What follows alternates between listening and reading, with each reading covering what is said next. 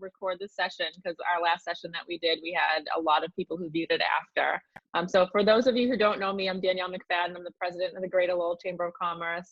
Really excited to be co-hosting this event with Lowell City Councilor Sokhary Chau. So thank you, Sokhary. And I have to say, he has the best Zoom background today. So I mean, he has a flag and everything, but just a couple of housekeeping things. If you wouldn't mind putting your name and where you work or where you live or both in the chat so that we can kind of see who's here. If you're not speaking, if you could put your mic on mute. We're going to have a question and answer session at the end, but if you want to leave questions in the chat throughout the session, I will keep track of those, or if you even want to private message me those questions, you can do that. In the chat, I also am going to put a couple of great resources. The U.S. Chamber of Commerce just released a small business playbook for reopening your business, which I thought was really helpful because I know that everybody's anxiously awaiting the governor's report on Monday. So this can at least provide you with some food for thought over the weekend.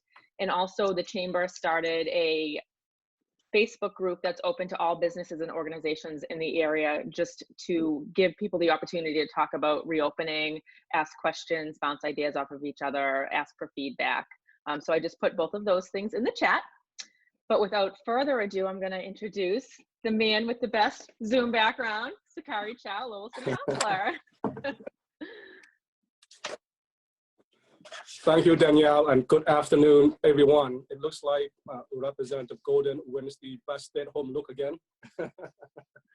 And I also want to acknowledge former school committee member Jerry Natter. Welcome to the platform, to the forum, Jerry.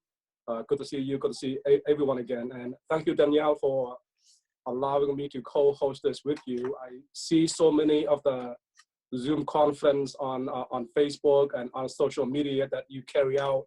It's hard for me to keep track of, what hour you might be available to talk a little bit. So you've been doing a fantastic job in keeping all the small businesses informed and stay connected and so forth. Before I have the honor to introducing all the delegate members, I just want to say a couple of things from the city side. And if anybody from the city, especially the Economic Development Office, I don't recognize the phone number, but please feel free to jump in anytime. Just a quick report on the COVID-19 cases. Today alone, we have 26 new cases in the city, and the total year-to-date for COVID-19 cases is 2,265. And we have 92 deaths. And as was written up in the Lowell Sun a couple of days ago, it's a staggering, it's a sad number, but the majority, the high percentage of deaths are from nursing homes and from individual elderly that age 60 and over. So it's very, very sad.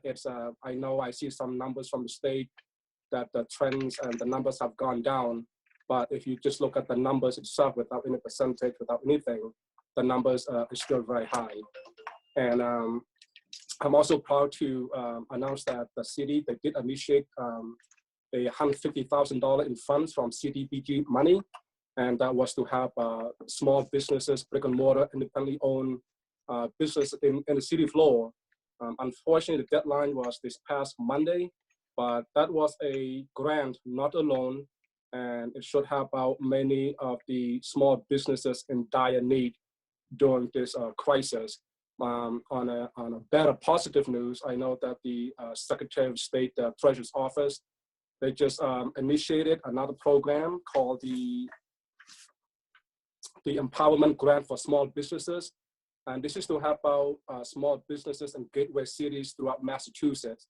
And the deadline for that is, let me just look for the deadline.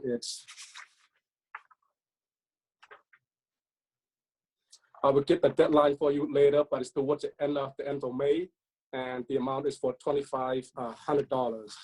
And so without any more report from the city, I'd like to start this conference by introducing the great State Senator, Mr. Edward Kennedy. He needs no introduction, but he is a chairman of the Tourism and Art and Culture in the state, and he focused a lot on the restaurants and the artist community. He's also been meeting with many groups to manage the food chain supply, and that's a big worry because we have issues with food supply going to the supermarkets, to the restaurants, or what have you. You know, you have to deal with, do have enough meats like beef, poultry, fisheries, and so forth. Make sure that, all the restaurants, all the supermarkets have enough meats for all the consumers. So, Senator Kennedy, if you have something that you would like to say. Yes, thank you very much, Sokhary. First of all, I just want to thank you and Danielle for hosting this. I think this is a very good forum to have periodically, and so I'm happy to be here for what I think is the second one. It's for me, and I'm sure it's also the same for the members of the House, the time that I spend is, I'm probably busier now than I was before the virus. Just because there's meeting after meeting, and they're all either Zoom meetings or telephone meetings. But one of the working groups, the Senate is divided up into several working groups, and the working group that I belong to is for the economic recovery. And there's probably 10 senators that are in that group, and we meet twice a week for probably an hour or so, and we each give updates on different sectors of the economy. Mine is tourism, but I also serve on the on a restaurant commission, so that I also do restaurants, and restaurants very much are tied into tourism as well. In addition to that, I also meet just once a week for another working group that's comprised of several senators, and it's headed up by Senator Tar of Cape Ann, and that's involved with food scarcity. Which I think you so that's kind of what's going on with the Senate. I think that we had formal session this week to approve a $1 billion budget that had previously been approved, or that was initiated in the House and was approved by the House. And actually, I just broke away from a meeting or a briefing rather on the economic recovery and the state budget for this year in order to get to this meeting. So with that, I'll just turn it over. I suspect that the House delegation is probably as busy as I am. Thank you, Senator. Before I introduce the next delegate, I would also like to acknowledge Shannon Nguyen from Mass Hire, the Career Center. If anyone has questions about unemployment, please call Shannon at Mass Hire. The next delegate is a good friend of mine, needs no introduction. Always has the best look for quarantine look. So Mr. Representative Thomas Golden. I was going to say Nangle because he's not on the video. He has got the best look. There's no question about it. But I appreciate that, Sokhary, very much. Thank you. Thank you to you and Danielle for putting this together once again.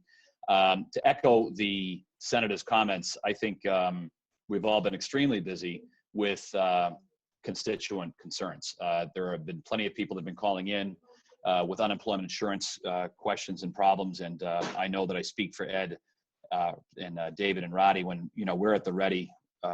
We have these contacts. We've been trying to help folks maybe go from unemployment insurance over to the pandemic unemployment assistance that is also being offered. So, keep putting our numbers out there. That's not an issue at all.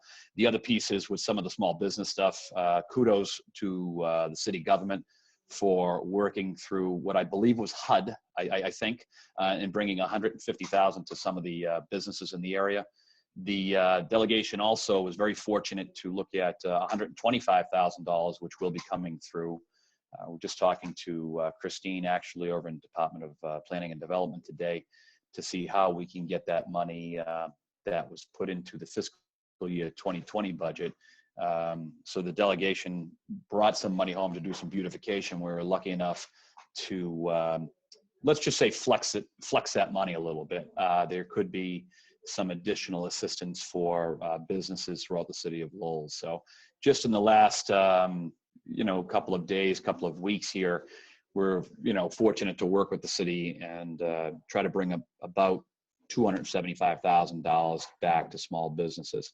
So I think the most important piece is that everybody should realize and feel very comfortable with is to make sure you give us a buzz when you have a problem, especially from a business standpoint. Every business has its own unique needs, and whether you're an LLC or a corporation or whatever the case may be, every single one of you have an independent need or something that's just a little different from the others. So we're here to help. And to answer the question that we were discussing earlier with Ms. Luz, we did pick up on that IT piece, which we'll be doing. We're hoping we're going to be doing an investment technology piece next Monday in the House and hopefully get it over to the Senate. That still remains to be seen. But we're looking to put $2 million in a fund that would do exactly what she was talking about, assisting gateway cities that have issues with connectivity for low-income folks.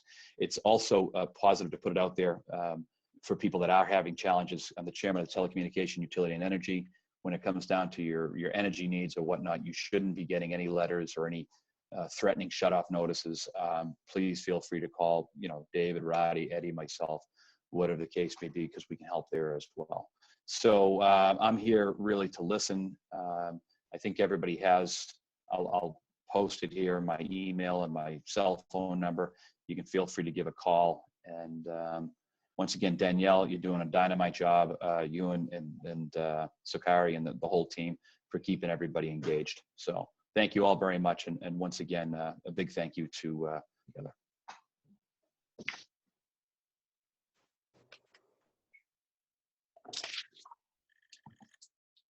Thank you, Representative. Sometimes there can be a lag in the internet service here. The next person I would like to introduce is a great friend of mine. He's been part of the majority leader for the past 10 years. And because of his close relationship with state leaders and at the State House, including the House leader and the governor, he's able to bring a lot of funds and bring a lot of services to his constituents in Lowell and Chelmsford. I would like to introduce my friend, Representative David Nangle. Mr. Nangle, if you could hear us. Thank you very much, Sokhary. Yes, I can. Thank you very much, Sokhary. Thank you, Danielle, for putting this together today. Also, Sokhary, thank you for that update on the city this morning that you give us. I guess maybe I'm a little fortunate. I think most of you on this line probably know that the mayor, John Leahy, is my first cousin, and we're not just cousins, we're great friends. So I didn't get my update from him today, Sokhary, so you beat him to the punch today. So thank you very much for that. And Danielle, I want to thank you as well for putting this together as well. Before I go into a couple of points of discussion here, that's a very good point that Tommy brought up about the $2 million amendment that we put in, working with the other gateway cities, the Brocktons, et cetera, the Fall Rivers and everybody else for that IT to address that situation. I don't know who that was speaking earlier, but hopefully we can get some funding for those. I'm just gonna, obviously the senator and Tom Golden covered a lot of area here. I noticed that my office has received about 130 inquiries since the end of March, basically. And the majority of those, 115 of those, are all related to the unemployment insurance. Unemployment insurance claims, et cetera, et cetera. So, I'm sure that Rady and Tommy and Ned's office are receiving the same amount of calls. I'm sure we're getting, the same individuals calling our offices, which is fine, which is absolutely fine. But, I just wanted to talk a little bit about, I know there's a lot of frustration, and I know there's a lot of small businesses on the line here. The frustration with the slowness of Massachusetts. Massachusetts is the last one to open up this and open up that. But my personal standpoint is, if we've gone this long and we're getting it right, which I really do believe we are, I know the pain and suffering is there, but if we go a little longer, so that you hear Dr. Fauci say it all the time, that, if you go too quick, watch out, it's going to come right back like a boomerang at you, so to speak. So, yeah, I'm frustrated too, but at the same time, I take a step back and look at it from all angles. And as I said in the last call, Danielle and Sokhary, that look, we're in uncharted waters here. There's no handbook on how to handle this. There's no magic, switch to throw that's going to take us out of this.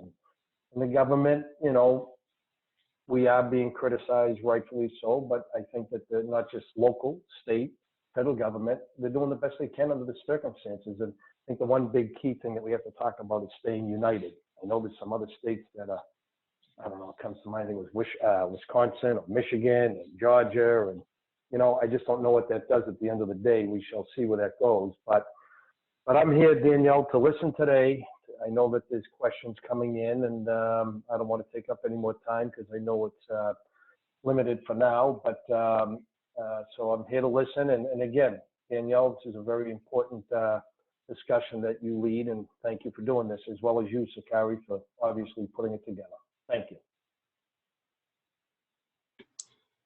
Thank you, Representative Nangle. I know you do a lot at the state level, bring the funds to Lowell Chelmsford. I also saw that your team was trying to deliver emergency items to your constituents in the Belvedere. So I was very happy to see that. Thank you.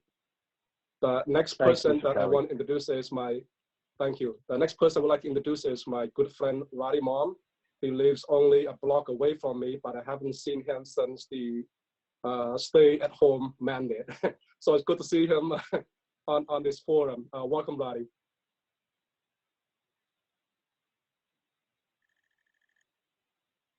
I don't know, there might be an internet service lagging if you can hear me. You didn't unmute? There we go. Okay. Okay, there we go. I just unmute myself. Let's try that again. It's nice to do a re-over again. Councilor Chau, thank you for the introduction, and to all my friends out there. I guess we're all kind of waiting for that magical day. And I think we hear it over and again. And the best thing I can say is that thanks to Representative Golden and Nangle, we're all trying to do our best as far as helping move us forward. There is, as of right now, my thought is that all non-essential businesses, I look at it, and as of right now, I feel that they're all essential. And the reason being is that they serve our community and the small and pop businesses. It is nice that I do have a chance to just walk down and drop by and say hi to them, of course, from a safe distance. And even just last night, just to talk to whether it is Mount Pleasant here, and they're saying, geez, the restaurant are able to give, shall we say, let food take out and all this, but here we are opening the golf course, but yet we cannot let people take the food out or their beverages on a course, or open the bathroom for them to go on. So those are a couple of concerns that they have immediately, and again, hoping to make sure that is open up safely. We did talk to, again, the mayor, again with Representative Nangle, Representative Golden, myself, obviously, about hoping to get all of our senior, and not just because my daughter's a senior this year. I really felt that for all of Massachusetts, for most of these students walking across the, I call it the podium to receive the diploma, this is their first time and last time life experience. So I thought it was very, very important that we should really focus on that as well. So I just want to say thanks to Representative Nangle, Representative Golden, and the mayor also, and all the councilor who have this discussion. Again, I know that as Councilor Chau has also been a big help in far as moving that along as well. So with that, I'm here also to listen to all of you. Thank you for having me on, and thank you, Daniel and Councilor Chau. Thank you. Thank you, Representative Mom. Before I give up the microphone to sort of speak back to Danielle, I just want to thank you all, the delegation, for being on this forum. This promises to be a very exciting forum, as we're going to have more interaction, taking questions from the small business owners and the stakeholders. I'm very excited to have everyone here this afternoon. And I will turn over to the real pro of this forum, Danielle McFadden. Thank you, Danielle. Thank you so much. Thank you everybody for your time. So at this point, we are going to open it up to questions. So you can either hop in, you can throw something in the chat or raise your hand. I also want to acknowledge that Virginia Crocker-Timmons is here. She's on the Chelmsford Board of Selectmen. We also have a couple of organizations that we've been working so closely with almost on a daily basis throughout this. Allison Lamey's here from the Lowell Plan and LDFC, and Stephanie Cronin from the Middlesex 3 Coalition. So I wanted to give them a shout out too, because we've been working really closely together with them, as well as the city. So at this point, does anybody have any questions?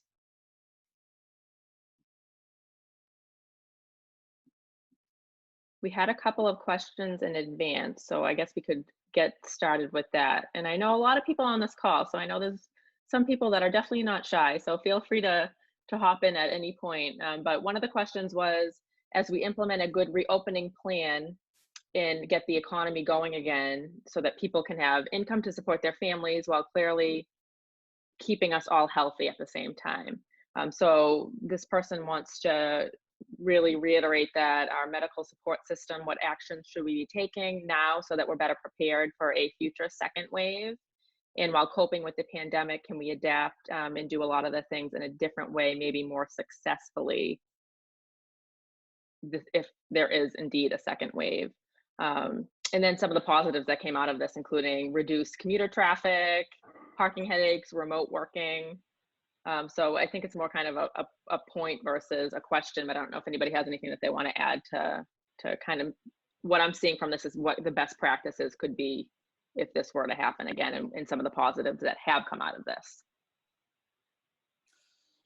Danielle, if I could, I think one of the things that this should have shown us nationally is that you don't need atomic bombs, you don't need a big army or a bunch of tanks or anything else to bring this country down. All you need is a pandemic, and look what it's done in just a couple of months. And I think that one of the big problems that we've encountered is the PPE, and so and the fact that we're dependent on other countries now because we do so much manufacturing outside of the country. We're very dependent on them for that kind of stuff during situations like this. So hopefully, I think one of the lessons to be learned nationally is that we don't want to be in such a vulnerable position again. And the other thing I think is that Massachusetts should take away from this is that regardless of what they do on the national level, we should make sure that Massachusetts is not in a vulnerable position and that we always have enough medical supplies and so forth for a second insurgence, or if something like an event like this were to occur again. So whether, there may be some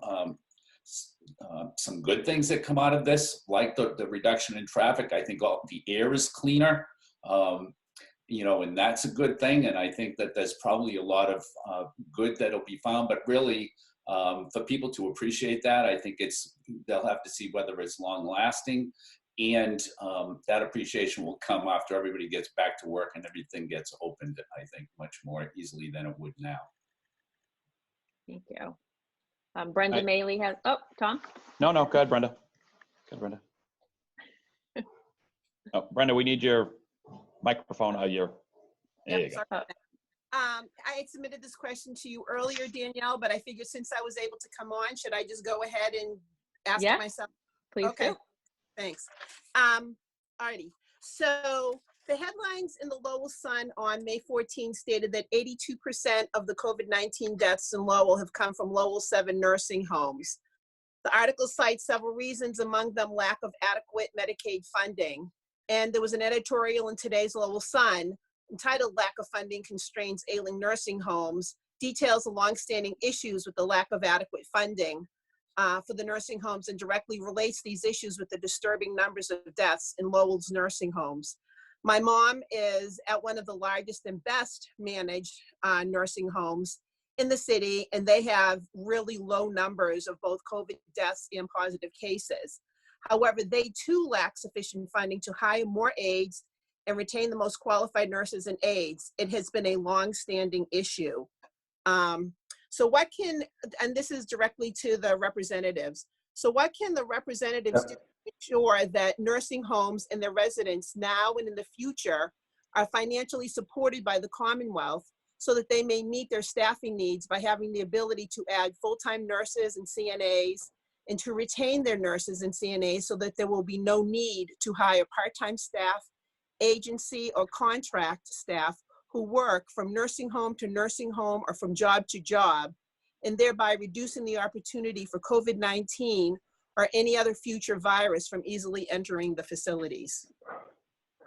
If I Danielle, I could, can- Tommy, before you jump in, Tommy's Yeah, the guru go ahead. on this, Brenda, and just for 2 I don't know about seconds guru. before Tommy gets into this, he's been leading this charge for the last 15 years down there. But my mother too, Brenda, was in one of those facilities for 5 years, other loved ones in the family. And something that Senator Kennedy said a minute ago, some of the things that may end up coming out of this in a positive way could be something like this. I know those CNAs are overworked and underpaid. I watch them on a daily basis for 5 years out there. And the main problem, which I know Tommy's going to talk about here in a second, is the reimbursement rate to these nursing homes is based on costs from 12 years ago. Well, obviously that has to be changed. And, you know, there's basically, I think, Tommy, correct me if I'm wrong, I think it's about a $350 million shortfall between the Medicaid funding and the costs of providing quality care to our loved ones in the nursing homes. So I know Tom Golden has a bill. I know that Senator Harry Chandler has a bill on the other side. And so I just wanted to put that in there. But Tommy, if you would, because Tommy's been the leader on this for 15 years. So please Thanks, go right Dave. ahead, Tom. And I know you have a bill in there. Yeah, I appreciate that, David. And your point is well taken. I think that one of the things we may have done wrong, well, I think there's a whole things, you know, you can't Monday morning quarterback where we should have done better. This hasn't happened in the past. And something with the nursing homes, I've been, as David had stated, I've been dealing with and working with them. As a matter of fact, I'm on the board over at Duville as well. But last year during the budget cycle, we helped the nursing facilities get up to another $35 million. And David's right, it is within the hundreds of millions of dollars. And what that really comes back to is having the finances to give that money. This is a challenge. This is going to be a challenge. I don't think there was a lot of the folks in the nursing facilities knew that they were vulnerable. And now we know this. As Ed was saying earlier, it's something that we need to step up on. There really is. But these facilities were very, very extremely difficult to get folks to be away from each other. I mean, some of these employees are working 1, 2 jobs or 1.5 jobs, going from facility to facility. And it's been my take that we haven't taken nursing home facilities serious enough. You know, everyone talks about it, speaks about it, but the nursing facilities of today are housing our sickest and frailest folks. Why? Because I think that the Commonwealth or our country has done a very good job at keeping people from going into nursing homes and keeping them at home.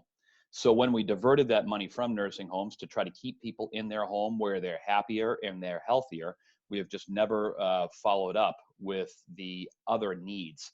We haven't really seen that. If you walk into a nursing home today, which I have done not recently due to the COVID-19, but you're really going to experience some of our sickest and neediest residents throughout the Commonwealth. And it's something that we sincerely need to do better. Meeting with these nursing home facilities twice a year, trying to find out how we can do better. There's no question about it that more money is needed, and PPE is definitely one of them.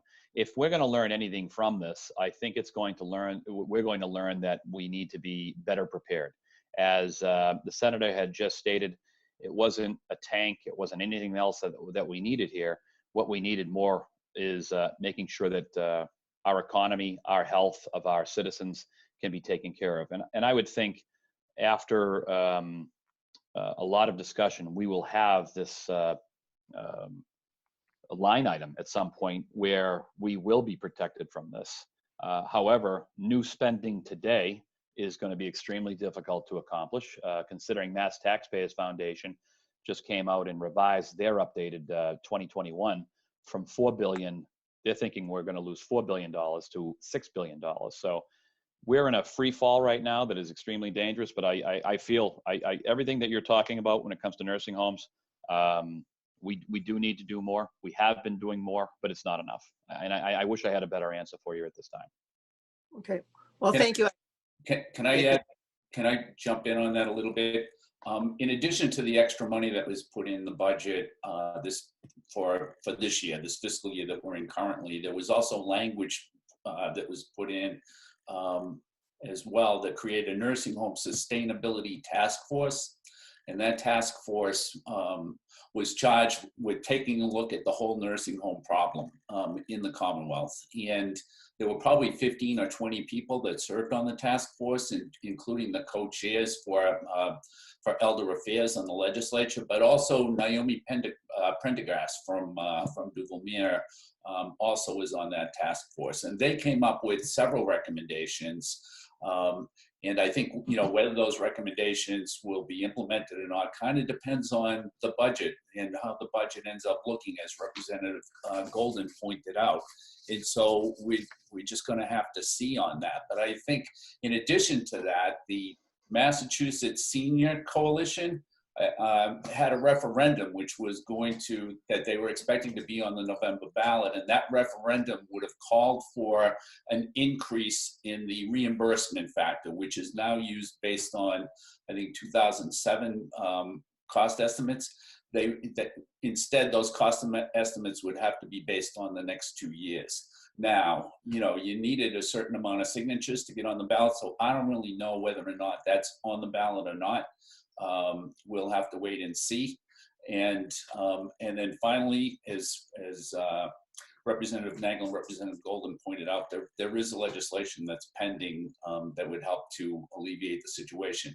But I really think this, and I think this is worth mentioning, is today in Washington, the House of Representatives was supposed to approve, and I'm sure that they probably did, maybe they've done it by now, another package, which was going to include a large amount of money for states, including a large amount of money it was going to be like, I think, $500 million just for the states, and additional money for cities and towns and so forth.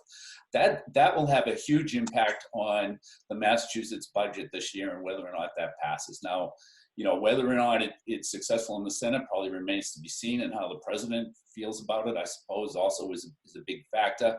But it's really important, and I think that the states, and because of the circumstances around this public health crisis, really deserve some consideration in order to get going again. So we'll see what happens, but that's kind of where we stand. I think everything is kind of on hold until we see what happens with the budget and what happens with this virus, and whether or not there's a second spike. What can Massachusetts as a state? All that, yeah. Okay. Nice to see you, Brenda, by the way. Nice to see you too. It's been a long time. What can Massachusetts as a state do to encourage more resiliency, so as opposed to federal policies? I would think that, we've been trying to do that and trying to bring back any type of manufacturing. But once again, that's extremely difficult, especially here just in Massachusetts. Being the chair of energy, I talk to many people in the manufacturing world, and they do usually retreat to other parts of the state, if not other countries, because of the cost of doing business here in Massachusetts. Do I think that's right? No, I don't. But I mean, the fact is, we are in the world of the Walmart and the Sam's Club, where everyone is always looking to get something a little bit cheaper. So when we have manufacturing going into some southern states, and then from that perspective, leaving the country as a whole, I think that brings it back to what the Senator was talking about. We need to, I don't know how this all is going to play out on the federal side with tariffs and whatnot, but that is the one way we could do it. I mean, should we have a stockpile of PPE? I would hope we wouldn't need to, but many of our companies locally and of course throughout the country have shifted, similar to they did in World War II, I guess. There are a lot of companies that shifted gears and started making different PPE equipment and hand sanitizing equipment. So it is something that we definitely have to think about, but I also think you know, we have to realistically look at the world that we live in today, and everyone's always looking for that bargain, and that bargain doesn't necessarily just happen here in the Commonwealth of Massachusetts, doesn't necessarily happen in the southern, some of the southern or western states. Sometimes it's coming out of this country. I think that's the issue that the country itself is going to be dealing with. And I once again, don't know the answer to this, but I love talking about this stuff to find out what could we do or what should we do. How can we help with mental health and social emotional needs of students now that we are faced with a $6 to $7 million deficit after the first time in years Lowell Public Schools was supposed to be fully funded within its budget needs? I mean, I don't want to speak for the delegation, but I know that everyone was pushing telehealth, and I think, you know, some of the telehealth stuff that was finally implemented, I've received, you know, great accolade. People are very happy with the telehealth piece, if that's answering the question. When you're talking about mental health, that's so vitally important. So I think telehealth helped with this, and I know that we have been discussing from the schools side of the ledger, if you would, how we need to continue to do that. I know, Ed, you and I have talked about this time and time again, and it really comes back to financing.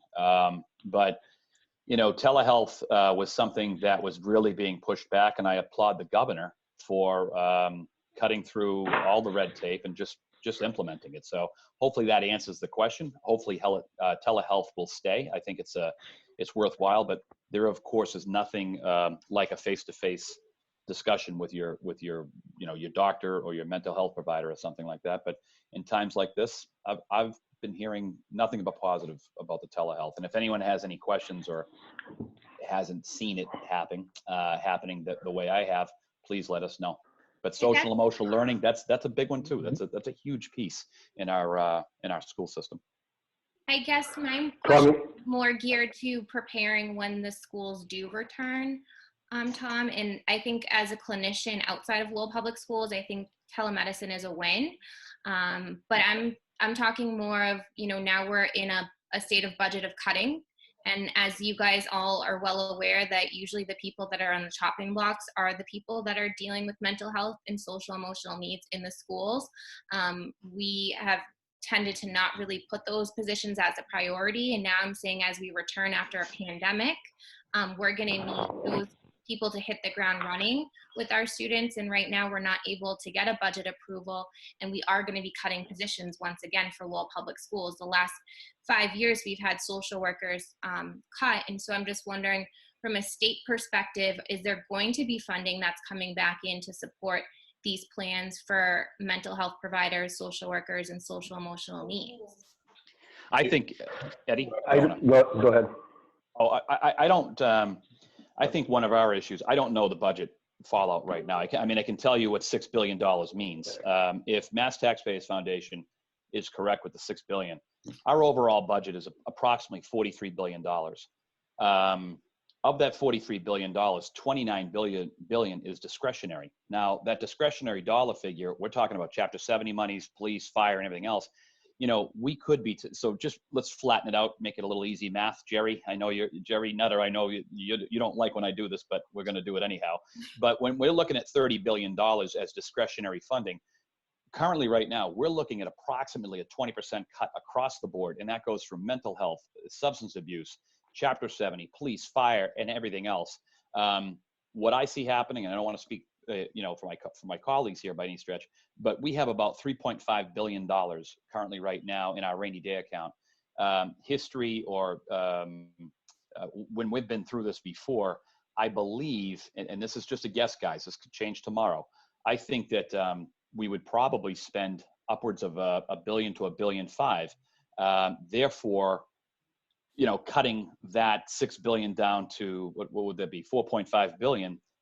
Once again, hoping that the federal government will come through. You know, we're still looking at a serious cut across all of government unless some other revenue starts to come through. And I mean, it's my hope that the $6 billion that Mass Taxpayers Foundation, which quite frankly is very well respected, kind of middle of the road organization, I hope they're right. And the reason I hope they're right, because I hope it's not any higher. we are going to be, this is cataclysmic, folks, in my opinion, and it's not good. It's not good politics. It's not easy to talk about, but the earlier we can have discussions about what we could do or what the fallout's going to be. And speaking with President Meehan today at UMass, they're talking about some serious cuts, not just in fiscal year 2021, but going on to fiscal year 2022. So I don't, once again, I feel like this is the third time I've said this. I don't have the answer. I don't know if any of us do, because we just don't know if we've hit the bottom and how devastating this has been. Just to remember, not just the overall budget, because there's give or take 13 to 14 to 15 billion dollars of monies that are non-discretionary. And unfortunately, Lindsay, the stuff that you're talking about, that's in that, that's in that discretionary pile. So yeah, and I know no one has a crystal ball, and I appreciate, working hand in hand. I guess I'm just talking about, no one really knows what it's going to look like when we finally get back to schools. And I know that there's a lot of talk, and to be preventative, a student that's been, in their house the last 4 or 5 months and transitioning back to a classroom setting, I think is going to be very impactful. And so I want to make sure we're not working with a skeleton crew. And I'm just very concerned about these students returning and not getting the supports. I'm pro telemedicine. I'm pro what a lot of people on this webinar are all about. And I thank all the people that I've worked hand in hand, and I hope we can just continue to push the state to make sure that there is adequate funding for those resources when we do return to the school setting. That's terrific that if we can try to do that. I was just reading something here as I'm talking to you. I just received an email. Some of my colleagues probably did. Eddie, you alluded to this earlier. The House of Representatives in Washington passed that, I believe it was a $3 trillion package. Obviously, it's going to go through the Senate and then to the president. But Congresswoman Laurie Trahan said that there's $12 billion in aid for state government, plus another $1.5 billion for its school districts, and higher education campuses are lumped in there as well. But I think, I don't know who asked that question. Was that you, Danielle? Who's asking the question? No, Lindsay Souza. Hi. And I'm assuming, from Lowell Public Schools. I'm sorry. Yeah, Okay, I'm the coordinator for social emotional learning. What's that? I'm the new coordinator for social emotional learning. Right. No. What I'm saying is, I think it's almost, we don't have that crystal ball. It's way too early to predict. Tommy's talking about $6 billion. Let's hope it's $6 billion or less, but it could grow, the shortage. And that's the other thing. There's only about $14 to $15 million in that budget. I should say there's $14 to $15 million that is built in every year, and then the other stuff, besides education, fire, the police, you just go down the list. And I wouldn't go on record as to saying that, the Lowell Public Schools are going to receive X amount, because I don't want to speak for my colleagues, but I don't think that they really know either, because no one knows at this point, unfortunately. But obviously it's duly noted, Lindsay, and we'll do everything we can to try to make sure that we get the money for those services. Thank you all. Can I jump in on this? This was the first year this is supposed to be the first year of the Student Opportunity Act, which is to be phased in over 7 years. And so Lowell was supposed to receive some $12 million in additional funding just for Chapter 70 this year. Obviously, that's not going to happen. However, I do think that there's a lot of people in the legislature that consider the Student Opportunity Act to be the hallmark of this session. And so to not fund it at all, I think would just be terrible.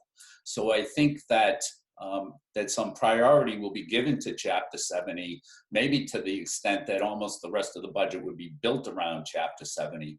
But the other thing I think is that the chairman of House and Senate Ways and Means recognized that that school districts need to know what kind of funding they should expect in order for them to build their budget. And so they can't wait until, deep into the summer to do that. So I think within the next week or two, there'll be a figure that most people will probably, that the two chairmen will have agreed on, that will be a pretty solid estimate of what school districts can expect for Chapter 70. It remains to be seen. I mean, the solution, the total financial solution remains in Washington, but I do think that there on Beacon Hill, there there's incentive to try to do as much as we can to fund as much of Chapter 70 as we can this year. Thank you. Well, I think, you know, given our parameter, what we're going through, guys, we're still dealing with a world pandemic here. And just like Representative Golden has mentioned that, you know, we're looking at this shortfall that none of us knows. And so the best that we are hoping for is that the entire community have faith and do work with that and do as best as we can with what we have.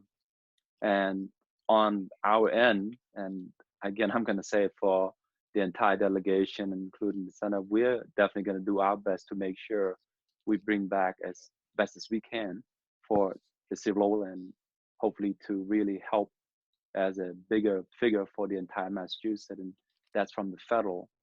And with that, I do have another call in for 4 o'clock. So I want everyone to be safe until we meet again. To all my friends, please take care of yourself and your loved one. And I'll catch you later. Thanks, Rady. Yep. So we are coming up against the clock, but I did notice that we have some small businesses on the call. So we have Sarah Quigley from the Social Pup. We have Justin from KJ's Cafe. Pete Lally's here from Lowell Management Group. Can you offer any advice or thoughts for the small businesses in our community on this call? If I can jump in there for a second, Danielle. Sarah, I know you're on here. I know that my office is very familiar with your situation. If I'm correct, I'm going from memory. You are a breeder or a groomer of dogs, if I'm right, or animals. And I know that one of the issues that happened right away to you, unfortunately, was the fact that, you know, a bordering state, it was either New Hampshire or Rhode Island, if I'm just going from memory, had opened up ahead of time. So unfortunately for you, a lot of your customers have gone to that facility. And now you've got to sit back, you're waiting to see, oh my God, what are they going to do? Are they going to come back to me? Well, I hope so. But irregardless of this state, I think it was New Hampshire opening up early ahead of you. This has always been a reoccurring issue regarding sales taxes, you know, for gun, everything and anything. But I think what we need to do as a city and a region, and a commonwealth, basically, is to figure out how to help those businesses that lose revenues to the bordering states. It's unfortunate that we border New Hampshire, the sales tax and all that. So my office, we've posed a question to Governor Baker's economic development plan, and I'm hoping to come up with a solution to stop these gap measures to keep those who, you know, want to operate in Lowell or Chelmsford or Tewksbury or Tingsboro or anywhere in the Merrimack Valley here and thriving. So we're waiting for a response from the governor's economic development team as to what their plan is going forward. Aside from what has happened, Sarah, obviously with the pandemic, the first issue is they opened ahead of you. Your customers, unfortunately, have gone up there. But we have already posed to the governor in the past about, look, you know, we're a bordering state of New Hampshire, you know, Vermont, Connecticut, you know, et cetera. So we need to come up with a unified measure. What that's going to be, I don't know, but I do feel bad for your personal situation, obviously. And I'm sure, and I know there's others that are in the same type of situation. Hair salons. I know that talking with some different individuals, they're going up to New Hampshire. I know, you know, quote, you're supposed to be a resident of New Hampshire, I believe, but I'm sure no one's checking that to see. So there are a lot of issues. It's really been brought to the forefront, Sarah, and this is something that I hope going forward we can try to correct in some way. Thank you. Appreciate it. Yes, sure.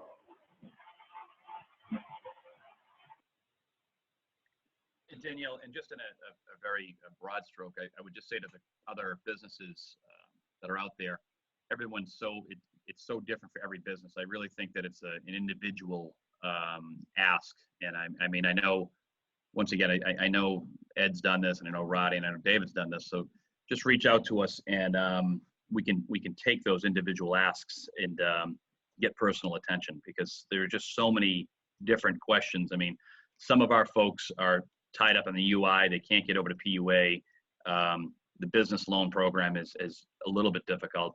Some of this is federal programming, but I think just because of our offices, we have those contacts. So without getting into anyone's, personal situation, everybody should be comfortable knowing that they can give us a buzz.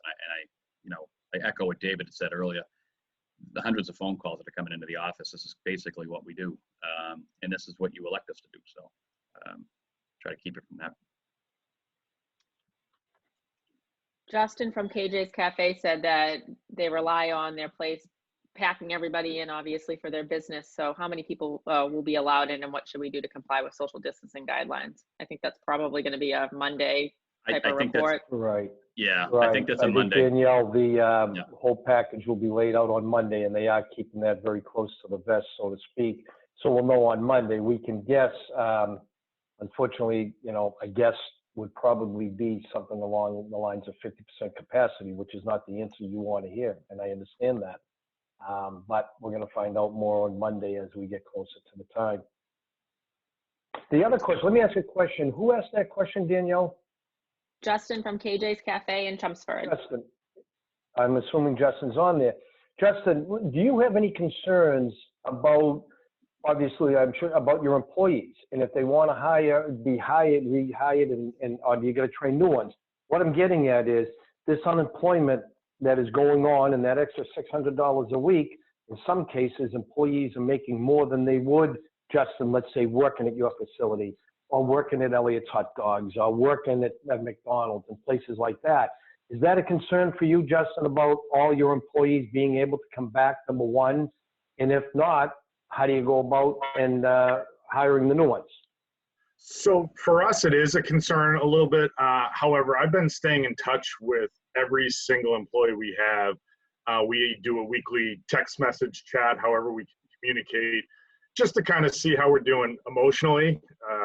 But, just kind of keeping everyone in the loop as best we can. And we actually have a Zoom tomorrow. And as of now, everyone will be coming back. We're opening back up limited on Monday, and everybody is on the schedule starting Monday and the next couple of weeks. So That's good to hear, because another point that came up in a conversation a week and a half ago, and I'm sure we all saw it, the incident somewhere on the Cape at an ice cream stand. And the poor young woman, I think she was a 17 or 18-year-old young woman, was berated by the customers because, they had to wait too long for their ice cream. Well, that's ludicrous. People should be understanding. But the more important question is, are your customers, Justin, going to feel safe exchanging with the general public? You know what I'm saying? Yeah, absolutely. The public is coming in and out. And I'm sure that's a concern you have for all of your employees, as they do individually. Yep, we do. I've already been down there. I've marked up basically as best I can, 6 feet away from each other if you're standing in line. And what I'm going to do personally is, aside from going over all of this in our Zoom conference call tomorrow, I'm going to be basically at the front door, so I can be the person, I know that story you're talking about, and instead of having, a poor 17-year-old high school girl taking the brunt of it, I'm going to be standing there, and if anybody has questions, I want them to come to me before they reach anybody at the counter or, picking up food or whatnot. So I want to try to take care of that myself, and not have to leave it in any of the employees' hands. Right.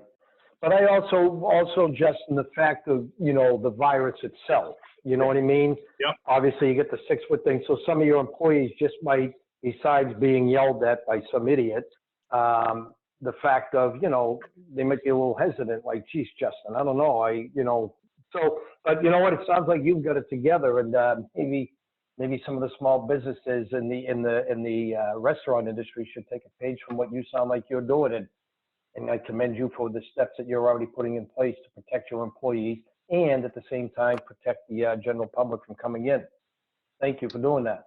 Well, I appreciate that. And I think, one thing everybody has to realize is, like we all said, there is no template for this. So we just have to do it all together. We have to, do it as best as possible. And understand that there are going to be, people that are going to be yelling, and understand that people are going to be afraid, which is completely understandable. and we can just take the best measures possible to make everybody feel as safely as possible.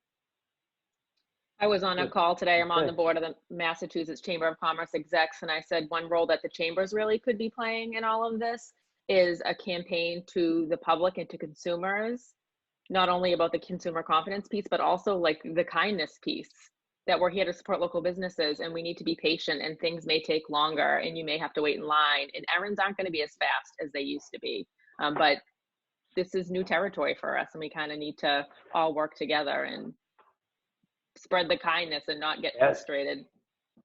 As we said, united, not divided, right, Danielle? That sounds just what you're Absolutely. saying. Yeah, we were. Thank you, Danielle. I'm already about 5 minutes late. I was on a call with 3 other colleagues that I have to deal with from Fall River, so I have to go. I don't know if the call is ending, but I want to thank you and Sokhary for putting this together again. Thank you. Thank you for your time. We really appreciate it. My Sokhary, would you like to wrap us up here? Although we we want to continue looking at that beautiful flag you have in the background. Thank you so much. I'm actually cheating a little bit by having a nice background. I'm sitting at my dinner table, and this has been my office for the past 2 months. Just get back on a point I made earlier about the empowerment grant for small businesses. The deadline application for that is May 29. And so I encourage all the small businesses to try to apply for that. Any amount of money is helpful during this time. The second thing is, as I'm swiping through the screen, I see former school committee member Dominic Lay as well. I'd like to acknowledge him for joining our forum. And I believe that he's now one of the staff for Senator Kennedy, and has been doing a great job. And again, thank you so much, Danielle, for putting this forum together, and thank you for allowing me to co-host with you. It is really an honor, and it's really a pleasure to speak and to hear the questions and concerns of small businesses in our community. We know that the small businesses are really the backbones of our community, of our city, and without you operating, we can't do what we do as local municipal government. And thank you to all the delegation at the State House. I know firsthand that I've heard from many other reps and senators throughout the Commonwealth that Lowell, we really have the best and most effective delegation in the state. So I thank you all for joining this forum this afternoon. That is my wrap, Danielle, so I'll leave it up to you. Senator Kennedy, do you have any parting words for us? I just want to thank you, Danielle, and thank you, Sokhary, for putting this on. It would be good if we could do this periodically. I think this is better than the one that we had before. So maybe if we do it again, it'll be better than this one. But this one was really excellent, and for the good words that Sokhary gave to Dominic Lay, they are well deserved. Dominic does a great job for us at Beacon Hill. So thank you very much, and I hope everybody has a good weekend. Thank you for your time. We really appreciate it. We know how hard you're working for all of us. Representative Golden. Oh, just want to say once again, I shared my phone numbers, which I think everybody hopefully has, emails, if there's anything that you need. Myself, Ed, Rady, and David are talking every day. We're talking to a lot of the councils like Sokhary, just making sure that people are getting what they need. And once again, I'm going to throw this out there. Senator Kennedy grabbed another great staffer. Eddie, I don't know how you're doing this, but we're going to have a delegation meeting on this. But Danielle, thank you to you and to Lindsay. Keep up that push. That's a great, with the mental health that's going on, not only in our community, but also within our school system. We need to keep this forefront. There was a time ago that nobody discussed mental health, and that can't happen in the future. And especially to get, access for folks, for people throughout our community that don't have access to Comcast and Verizon and all that good stuff. We need to keep doing that. So guys, if there's anything that you have or any ideas, please don't hesitate to email, call, or just let us know what's going on, because, we're on the ground, but you're with us, and we appreciate it, Danielle and Sokhary, for doing what you guys are doing.